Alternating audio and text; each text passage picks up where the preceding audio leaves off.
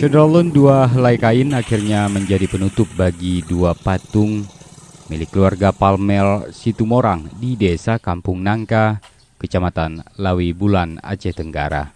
Sebelumnya, Syederalun, keberadaan patung ini dipermasalahkan oleh ratusan masyarakat dengan menggelar aksi unjuk rasa.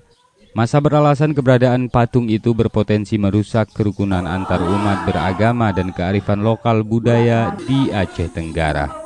Dalam aksinya kemarin, Syederalun, masa sepakat jika kemudian patung itu diturunkan secara baik-baik dan meminta pemerintah Kabupaten Aceh Tenggara agar membuat kanun ataupun peraturan bupati tentang larangan pendirian patung.